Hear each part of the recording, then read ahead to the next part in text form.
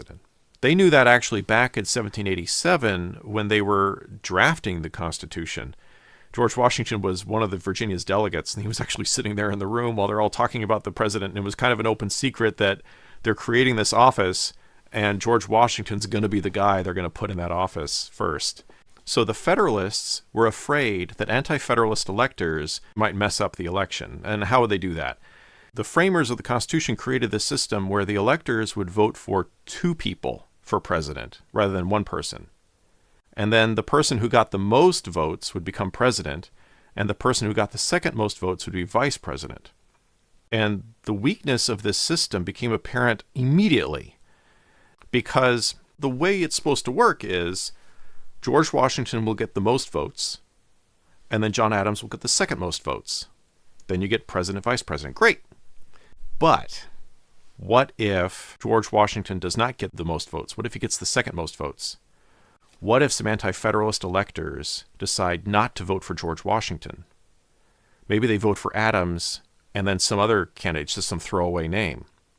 They could potentially throw the election to Adams, making John Adams the first president and George Washington the vice president. Now, the problem with that is Adams was not as popular as Washington, especially in the South. And so that could reduce the goodwill that the general public had for the federal government, right? And so that would help to undermine the federal government and therefore achieve the ends that the anti-Constitution people had. That was something that the Federalists were afraid could happen. Or alternatively, another possibility would be if there were enough anti-Federalist electors, they could get George Washington elected president and then an anti-Federalist elected vice president. Now, among the anti-Federalists, there were a few names, but I think the most common name that was bandied about at the time was George Clinton. If you were an anti-Federalist elector, it was expected that you would end up voting for Clinton, maybe Washington Clinton, or maybe Adams Clinton. You know, you could do that.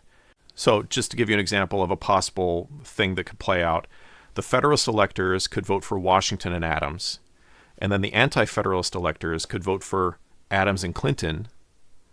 And so then Adams ends up getting the most votes. Washington comes in second, Clinton comes in third. That makes Adams the president, Washington the vice president. Just as one example of many possible permutations of this. So the point is, the system that was written into the Constitution was a bad system. Having the electors vote for two names and not designate which one they wanted to be president, which one they wanted to be vice president, was a flaw. And people at the time recognized that as a flaw. So remember, there are two stages of electing the president. First, you get the electors, and then the electors choose the president. So the electors were going to meet and choose the president on February 4th. In the run-up to that electoral college vote, some political figures in the country were trying to organize a system where they would make sure that Adams didn't get as many votes as Washington. And the most prominent figure in this movement was Alexander Hamilton. He was writing a ton of letters to different people. He was not the only one involved with this. There were a few others also who were writing letters to different states, writing to the different electors saying, make sure you don't vote Washington Adams. Make sure there are some guys, there who are going to vote for somebody besides Adams. So if you look at the results of the 1789 election, you look at the Electoral College votes, it looks like, everybody voted for Washington, and then a bunch of people voted for Adams, and then there were a bunch of small vote totals for other people. A lot of those votes were deliberate throwaway votes where they would have voted for Adams, but deliberately chose not to vote for Adams because they were trying to mitigate against a potential anti-Federalist scheme. In Connecticut, they had 7 electors. 5 of them voted for Washington and Adams. 2 of them voted for Washington and Huntington. The votes for Huntington were going to go to Adams. They voted for Huntington as part of the scheme that Hamilton was organizing.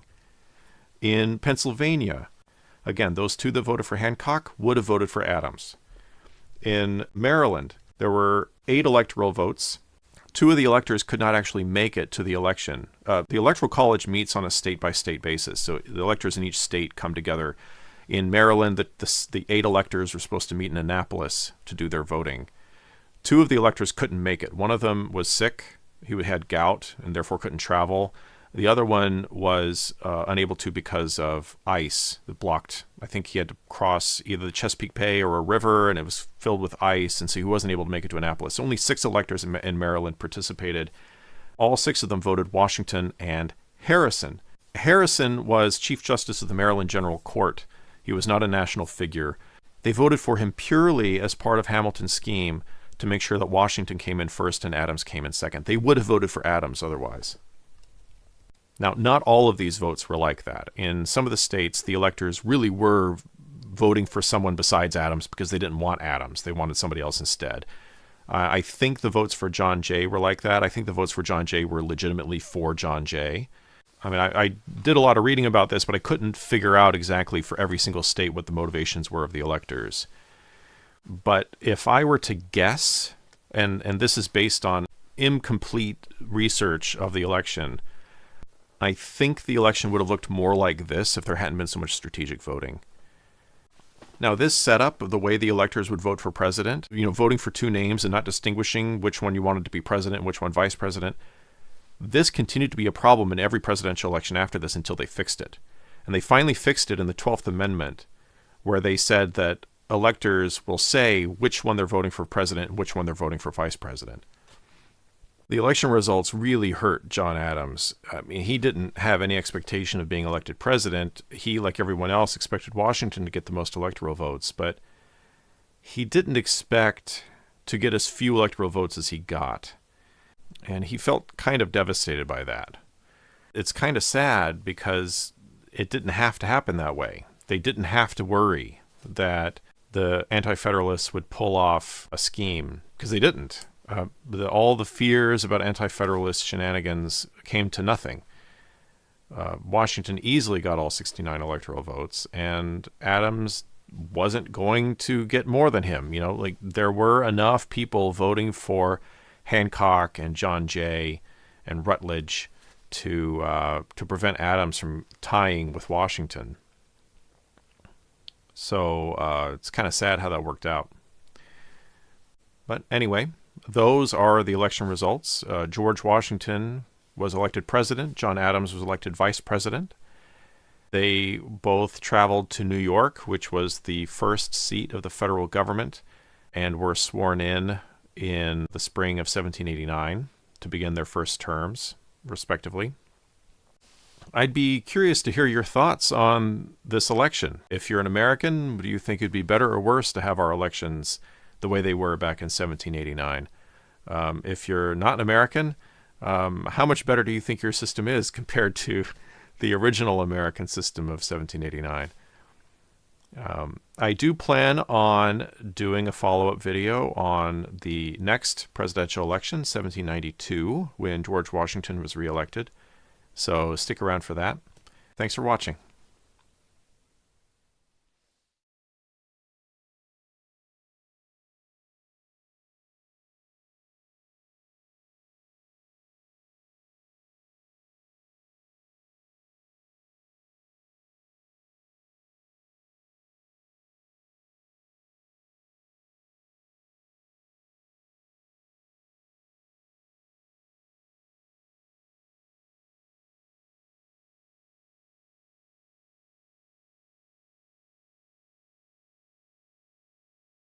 In the early days of June 1787, in the thick of the Constitutional Convention, a debate unfolded that would test the fate of the young American nation.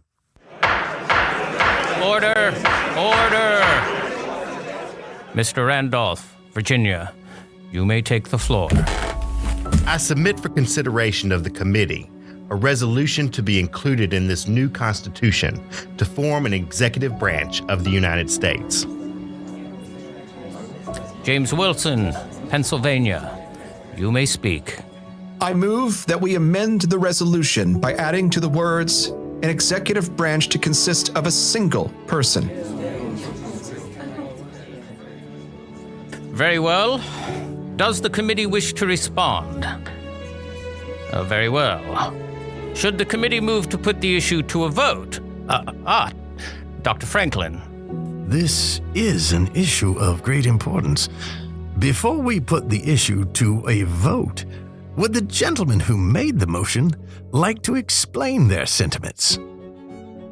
I feel a single man would feel the greatest responsibility for the post and administer the public affairs best. A single head of state would not be interrupted by infighting and would only serve to enforce the laws put in place by the legislature. 4 years after the end of the American Revolution, the United States still had no functioning executive branch. The convention sought a solution that would eventually create one of the most hallowed institutions of the United States government, the presidency. And that meant no idea was off the table. I am for appointing 3 persons from 3 districts of the country to compose the executive. A single person may be considered the fetus of a monarchy. On the contrary, unity in the executive, instead of being the fetus of monarchy, would be the best safeguard against tyranny. Among 3 equal members, I foresee nothing but uncontrolled and violent hostility. Perhaps before we decide between 1 or 3 people in the executive, it would be better to decide the extent of the executive authority. A definition of the executive's powers would assist the committee in determining how far these powers might be safely entrusted to one person. When James Madison suggested to define the extent of the executive powers, he must have known just what a monumental task lay before the convention. These scenes, adapted from first-hand accounts of those who attended the convention, unfolded piece by piece over months. The delegates scrutinized, interrogated, and argued every aspect of a would-be presidency. Even in Great Britain, the king has a council.